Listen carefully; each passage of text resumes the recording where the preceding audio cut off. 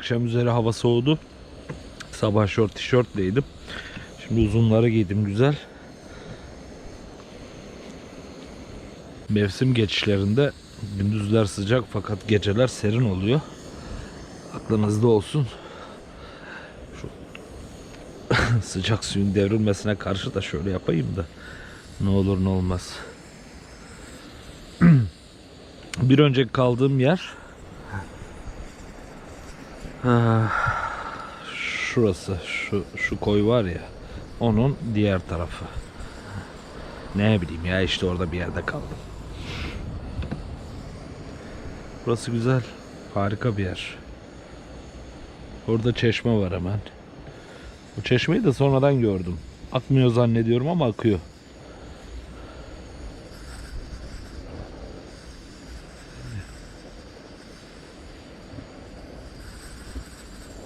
Çayımızı da yapalım. Canım çay istedi. Çok fazla çay istemem ama sevmem ama.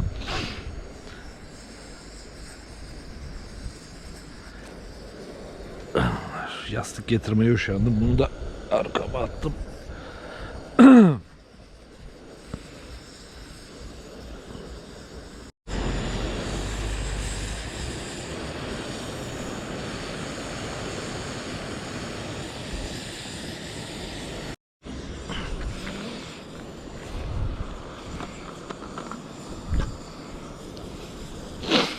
Tembel işi demleme yapıyorum.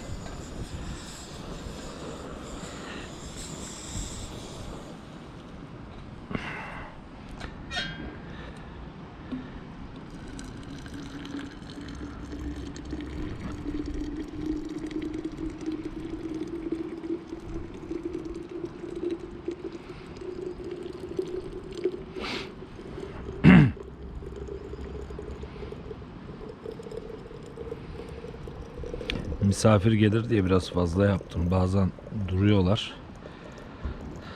Karavanı soruyorlar. Bugün 2 kişi geldi. Karı koca. Korna çalanlar mı dersiniz? Bağıranlar mı dersiniz? Neler neler.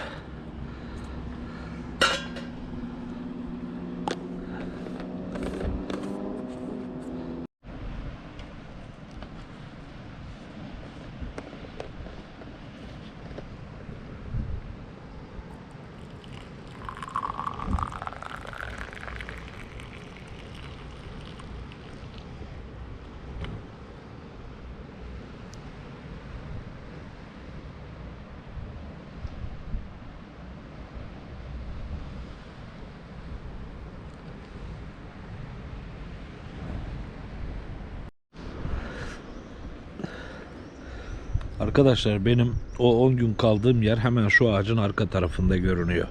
Ya şu ucu hatırlarsanız orası koy, o şekilde geliyor. Şu ağacın tam arkasında kalıyor. Şu şeyden tanıdım. Meteoroloji uydusu var ya, görmüyorsunuz siz de.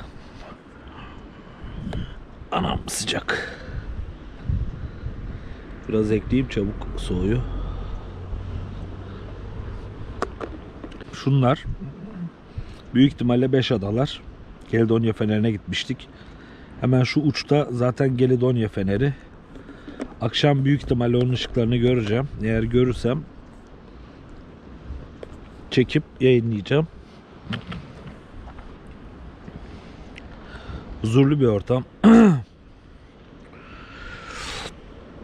Yola çıkınca tabii ki stresiniz oluyor. Hani ne yapacağız, nerede kalacağız falan filan ama yola çıkana kadar, yola çıktıktan sonra artık bir sıkıntı kalmıyor. Her yer sizin.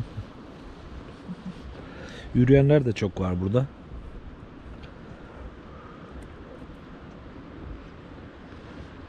Deniz kıyısı da güzel de tepeden izlemek ayrı güzel. Karşımız Mısır, Kahire.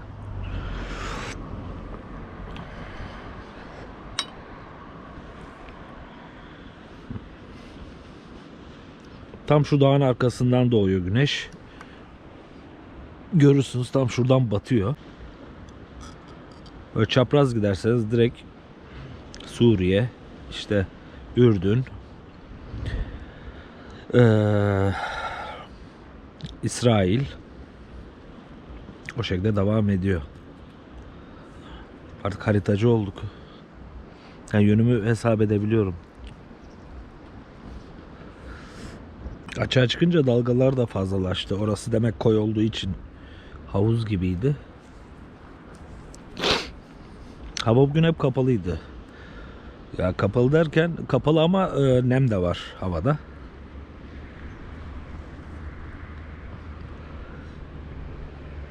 İlk oturduğumda şuradaydım. Biraz orayı izledim. Sonra canım sıkıldı, yer değiştim. Yarın şuraya geçerim. Ne bileyim öbür gün oraya giderim. Çok sorun değil. Annem yazmış bana mesaj olarak. Oğlum kaça aldın arsayı diye. Yani güzel bir nükte aslında. Kaça aldın arsayı? Dedim bedava. Hazine arazisi. Biraz da biz konalım hazine arazisine. Arkadaşlar burayı kapattım, haberiniz olsun. Hazine arazisini kapattım. Bu koyu komple kapattım. Bak gece kondumu da diktim. Olay bitti. Hadi gelin çıkarın bakayım.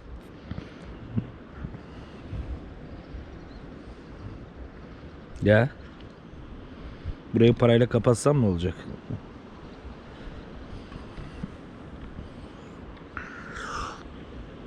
Hayır, burayı satın alsam ne olacak? Çok merak ediyorum. İnsanoğlu. Ya cennet gibi yer değil mi? Yani 5 gün sonra sıkılırım. Emin olun. Artık etraf size bir anlam katmamaya başlıyor. Sıkılmaya başlıyorsunuz. İşte o dediğim monotonluk devreye giriyor. Yani emin olun, hani gösterdim ya size. Geldiğim yer 5-6 kilometre ya. Buradan da gideceğim belki 1 kilometre sonra, çok güzel bir yer olacak. Belki 10 kilometre sonra. Dediğim gibi hani suyum olsun, başka da sıkıntısı yok.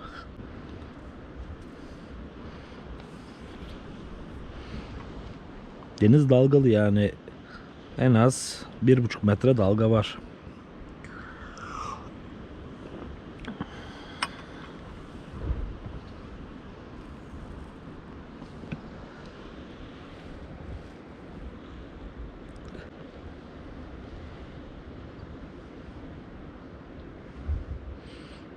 İşte Likya yolu şu şekilde geliyor, böyle dönüyorsun.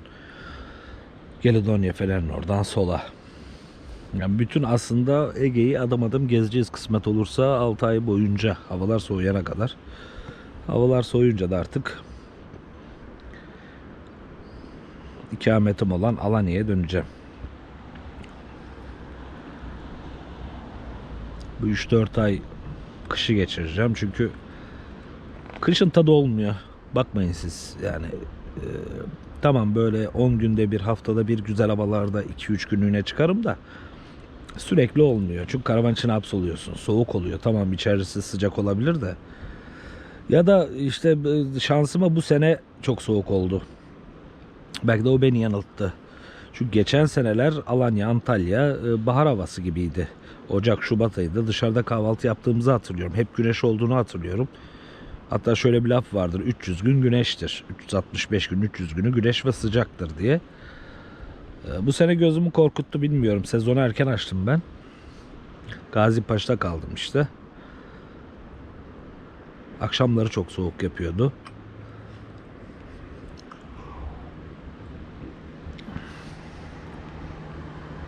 Çok soğuktu ya. 3'lerde 4'lerde yani ciddi bir soğuk. Hani olsa 9'lar 10'lar 11'ler sıkıntı yok. Yürü gez, bir de rüzgar var. Karavandan dışarı bir çıkıyorsun, yüzün buz kesiyor.